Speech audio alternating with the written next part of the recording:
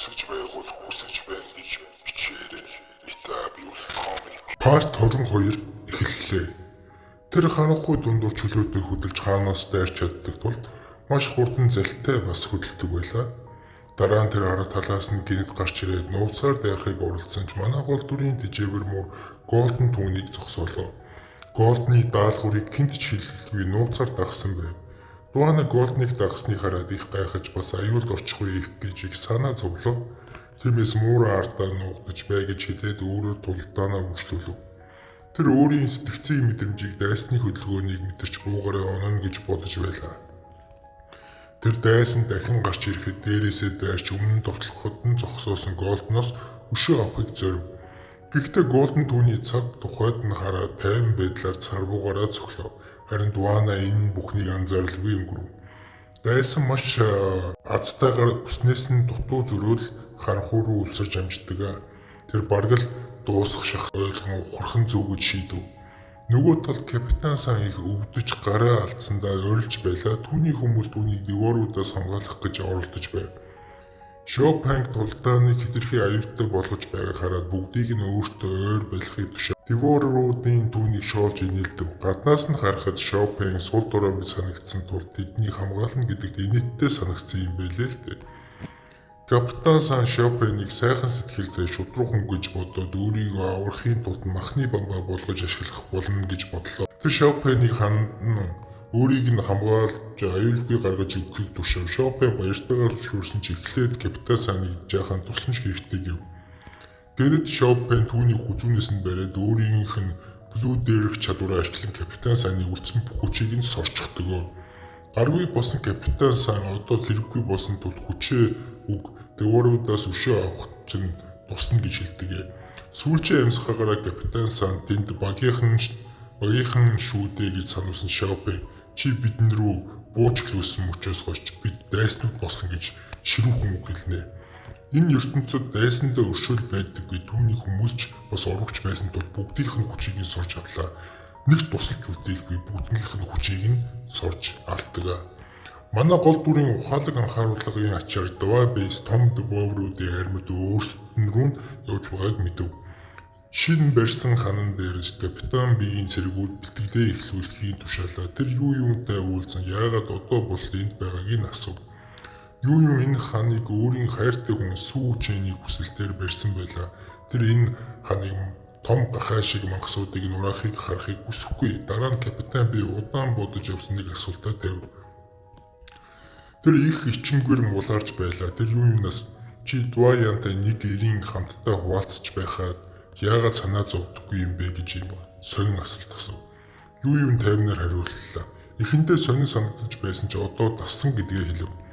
Дэлхий бараг сүрх төрсөн үед юу ийм жижиг дүрм журм санаа зовох хэрэг байна уу гэж бодсон гэдгээ хэлв. Өдөр бүр аюултай байгалийн гамшиг аимшигтай мангасуудтай хүмүүсээр довтолж байхад хуучин дүрм бараг л утгагүй юм шиг санагдаж байсан гэдгээ хэлв. Тэр өөрөө Сүү Чэнийг ганцаараа дийлнэ гэж хизээч бододгүй. Манай баатар өөрөө ч маш аимшигтай хүчтэй нэг юмсан жээ. Орон дотроо хүртэл. Юу дараа нь капитан бигээс чийч бас түүний таалагддгүй гэж асуув. Капитан би шууд үгүй гэж хэлсэн их сандарч байлаа. Юу түн ийм хүчтэй царайлаг хүн татагдах нь буруу биш ээ. Ичих хэрэггүй тайвнаар хэлв. Үүнийг сонсоод капитан би өмнөх хариултаа дахин бодож эхлэв. Тэр үед цэрэг дивооруудын айрам харагдаж эхэлсэн мэдгэв. Хоёр эмэгтэй тэдний тоог хараад ихэд зочирдлоо.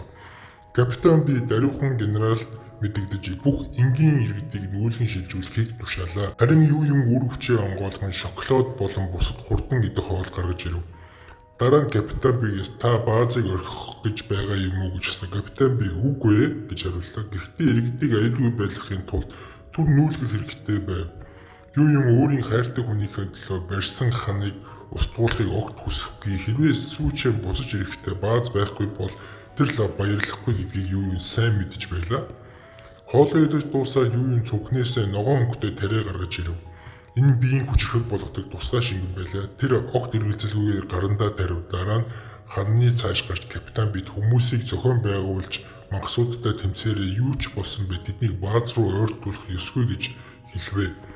Ингээд тэр айхч буй ханан дээгүүр үсэн гарлаа. Капитан би энэ эмэгтэйд хайртай хүнийхэн төлөө өөрийгөө аюулгүй байдлыг огт тоохгүй байгаад үнэхээр гайхан бишрэв. Юу би томорч хувцсан даган сунаж тэр тултахад бэлэн боллоо. Нэг мод харж түүнийг сугалж аваад зэвсэг болгон ашиглахаар шийдэв. Тэр ойртол ирж би мангасуудыг заавал зогсооно гэж шийдсэн байлаа. Тарианы нөлөөгөөр юм улам томорсорой байв. Тэр энэ өөрчлөлтийг бүрэн ашиглаж аль болох олон дөврүүдийг зогсоох ёстой гэдгээр мэдэж байлаа. Хотын захирагч нэг эмэгтэй ганцаараа тэрнийг зогсоож чадна гэдэгт эргэлзэж байсан цэргүүдийг дайрах тушаал өглөө. Девор руу дайрсан ч тэр асар том маш хурдан байв. Зарим нь хүлнийх нь хооронд гүйж гарахыг оролцсон ч юм модон зэвсгээрээ нэг дорн хамж хүчтэй зөхөд өглөө. Зарим нь гар руу нүсрэн анхаарлыг нь сарниулахыг оролцсон ч юуны тэднийг шавж шиг зохиод л үржүүлэн тулцсаар байлаа. Алсаас харж байсан капитан би манай баатрын эргэн тойронд байдаг эмэгтэйчүүд бүгд үнэхээр хүчтэй юм а гэж дотроо бодно. Гэхдээ ганц эмэгтэйд эндүү олон байсан байлаа. Капитан би найз нь ингэж байвал удаан дисэхгүй гэдгийг сая нэг ойлгон түүнд хамгийн их санаа зовж байсан зүйл бол баазын анхны хамгаалалтын систем өвдөрсөн явдал байсан юм. Ийм байхад тэр зүгээр хараад суух чадахгүй. Тиймээс өөрөө гүйж ямар нэгэн арга хэмжээ авахар шийдлээ. Нөгөө талд юун дайснуудыгаа уршлуулахгүй барьж болон деворуудыг унгаж байв. Деворууд авраг эмэгтэйн дорд үдсэндээ ичээд үнэндээ маш аюултай хүч гэдгийг ойлгож эхлэв. Тэд айд зориг нь мохов.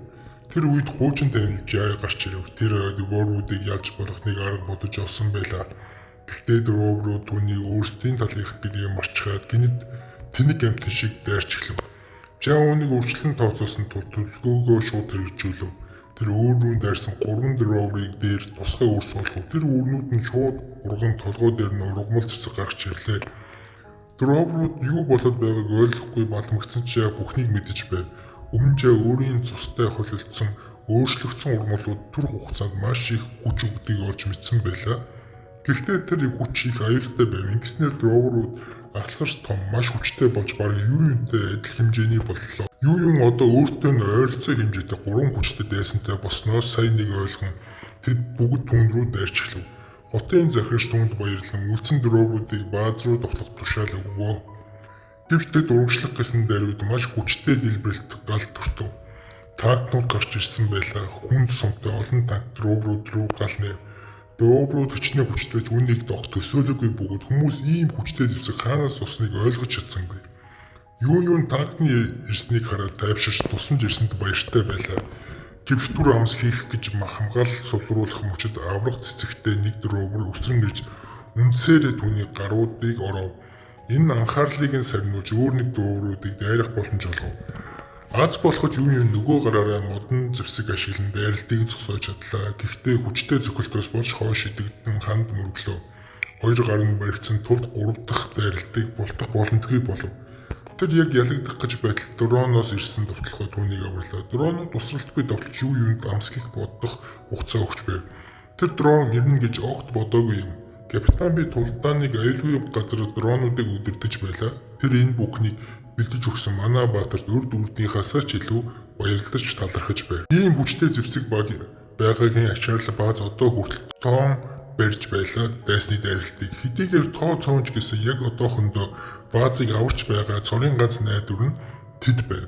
Одоо манай гол төр шүүчэн рүү буцъя. Тэр эмнэлгийн дөрвөөр Лорд Пангизитай тулдаж байлаа. Шүүчэний зохилтууд авраг гахаа шиг мангас чингэн бүрэн нөлөөлөхгүй байв. Хэдий гэмтэл авч байгаа ч мангас маш хурдан буцаад идгээд байлаа. Лорд Пангизи энэ хүн үнэхээр хүчтэй юм гэхдээ намайг ялж чадахгүй гэж. Одоо тэр өөрөө довтлж ээлж ирлээ. Энэ хорон шүүчэний дотор байсан паразит шоу гадаад ертөнцид юу болж байгааг мэдхийг хүсэж байлаа. Тэр шүүчэний өөрийг нь дотоод орон зайд хорьсон дуурлан гаднаас юу болж байгааг огт мэдэрч чадахгүй байгаадаа бухимдав.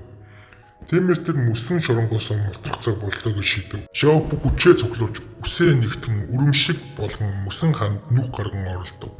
Гэхдээ энэ яг хамгийн буруу мөч байлаа. Шүүчэн яг хамгийн хэцүү тулдаанд орсон байсан тул ийм саад түнд маш аюултай байв.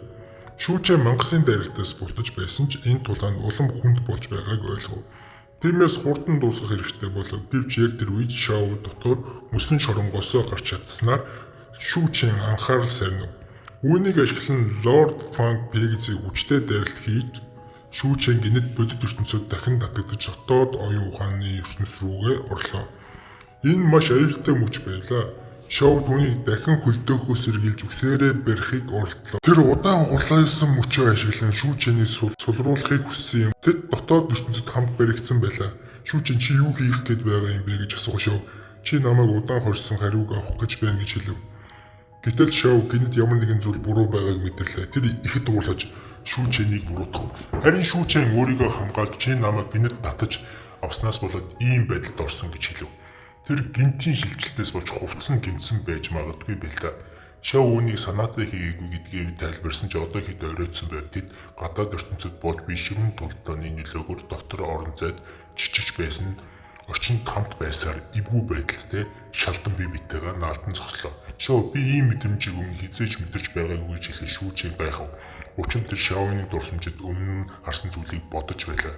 Харин Шоу тэр дурсамж бодит биш хуурамч байсан гэж тайлбарладаг. Тэд хоёулаа маш эвгүй ойлгомжгүй байдалд орсон байлаа. Энэ хэсгийг болохоор тэр хоёр нөгөө том хүний зүйл хийж эхэлнэ. Учир нь дээр маш их савлгаатай байсан учраас тэр хоёр яг тэр савлгааны дундуур дээш доош хөдлөхөд маш хүчтэйгээр шүүчэн Шоуыг эзэмдэж таашаалт өгнө. Шоугийн хувьд энэ бүх зүйл анхных байсан учраас шүүчэнийг үнэхээр давтдагшгүй нэгэн гэж бодон түнд дурлана. Бодит ертөнцид Фанк Пэйзээ ухаангийн хөвтөж буй шүүчэнийг оролдож хүчтэй зохиолаа. Түүний зохиол бүр орчны донслогон дотоод орон зайд нөлөөлж байв. Энэ байдал Шоуд маш хэцүү санагдаж шүүчэнийг хурдан сэргийлэхийг хүсэж байлаа. Гадаад бие дээрээ гэмтэлт нэмэгдэх тусам дотоод орон зай улам тогтворгүй болж байв. Тулдааны үеэр тэр хоёр яг бөмбөгөн дотор яг л бөмбөг дээшлэж доошлох болгон тэр хоёр хувцалд орон бие биенийхээ хүслийг маш ихээр хангаж байлаа. Энэ үйл явдал болохоор тэр хоёрын хизээш давтагдашгүй бөмбөгөн доторх жаргал бүрэн хий жаргал гэдэг амьдрал болсон юм да. Яг энэ мөчөд гадаад орчинд харин эцэст нь Фанк Пэйзээ ухаангийн биедээ тоглохоос үүдэн шүүчэнийг бүр мөрсөн устгахаар зэхв.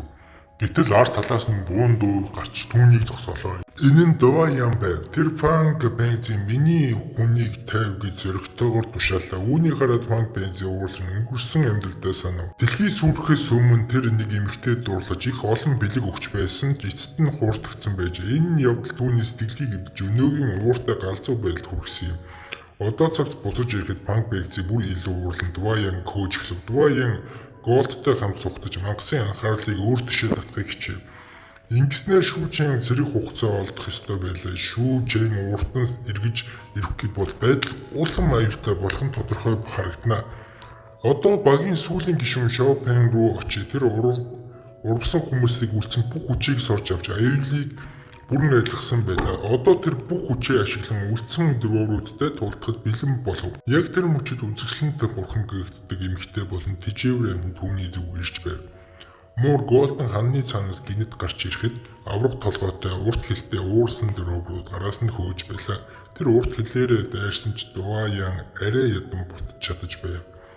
Яг тэр үед Дува Ян Голден жинхэнэ төрхөө харуулж авраг араатан хэлбэр шилжин түүний аюулаас хол авч явахыг харав. Тийм болохоор шүүжин түүнийг тижээвэр амтан болгож авч үлдэх гэж зүтгэж байсныг Дува Ян сайн нэг ойлгоно. Голден бол тулдааны маш хэрэгтэй туслагч байв. Шоу Пэн хурдан сэтгэж эмнэлгийн дөрвөрүүдийн овгийн ноёны хүчийг сорж авахыг оролдсон ч хүчний ялгаа хэд их байсан тулд амжилтгүй болов. Бүр оролдох нь өөрт нь өвдөлт өгч байлаа. Дува Ян түүнд одоохондоо хурж хамт зүхтаахыг хэлв. Тэд хамтдаа аюулгүй дуураас цуглааш. Энэ хооронд шүүчэний бие газар дээрээс ухаангийн хөвтөж байв. Харин түүний дотор ертөнц байдал докторчин чичирч намдсан байлаа. Шоу түүнийг суллаад өөрөө маш их ядарсан байв. Шүүчэн гаднах байдалд яаралтай очих хэрэгтэй гэдгийг ойлгоод Шоуд тайван байж иргэн гэрэлтэй асуудал үүсэхгүй байхыг анхааруулв. Тэр эргэж ирээд болсон бүхний талаар нухастай ярилцсан гэдгийг амлалаа. Шоу нүнд тусалж хурдан буцах эрхийг нь хүсэж байгаагаа хэлв. Би чамаа дахиад хүсэж байна гэж хэлдэг. Баазын талд туртаа маш ширүүн үргэлжирсэн байлаа. Капитан Бигийн ах зэрэг үйл удирдан танкуудтай хамтран бүх хүчээрээ давтлах тушаал өглөө чадвартай нэг эмэгтэй асар хурдан хөдөлж дайснуудын дундуур цөмлөн дайрч байв. Капитан Би өөрөө дроонуудаа ашиглан аюулгүй зайнаас довтолж ялангуяа аврах зэрэгтэй дөрвүүдад их хохирол учруулж байлаа. Юу ч мөн хүчээд ажил энэ удаа модноос илүү бат бөх ур зэвсэг ашиглах нь илүү их хохирол учруулж байв. Капитан би түүнд бахархаж байсан ч өөрийгөө хамгаалалтгүй орхисноо аюулд орлоо. Дулааны талбараас шидэгдсэн нэг танк түүн рүү ирж шууд мөргөв. Юуныг хараад би чанг нуран дотор шархацсан байгааг олж харав. Зорчирдвоо. Дувар руу зориг орж зарим танкууд хүртэл нөмөрч эхлэв. Нэг танк харамсалтай капитан би дээр унжээ. Хамгаалалтын шугам цөмрөгдөж зарим цэргүүд ухрах талаар бодож эхлэв. Энэ нь юуныг маш их уурлуулсан тэр ханыг маш их хөдөлмөрлөж барьсан шүү дээ. Шүүжин буцаж ирэхэд Вазигийн сүйдсэн байдалтай харахыг огт хүссэнгүй. Юм уур хилэнгээр дүүрч урагшилж байсан. Дуваруудыг хөлд ор бут нэргэв. Эхний давалгаанаас юу ч үлдсэнгүй. Үүнийг харсан дуваруудын ноён улам уурлаж ханан дээр үүсрэн гарч юундээ нэг түвшинд хүрэв. Тэр түүнийг дахин саад босныхын төлөө шийдэх нь гэж тангарлав. Юун түүнийг цаг тухайд нахарж байхыг оролцсон ч тэр бутаж чадлаа. Дараа нь тэр гарсан боломжийг ашигласан юм да. За энэ хүрээд part 22 дуслаа. Тэгээ жоохон subscribe like дараад тэгээд намайг дэмжээрэй. Газ бүгдээрээ энэ чанелыг 10,000 хүргэцгээе. Лайк, subscribe их байх тусан дараагийн part 23 маш хурдан орох. Та бүхэндээ би дуртай шүү.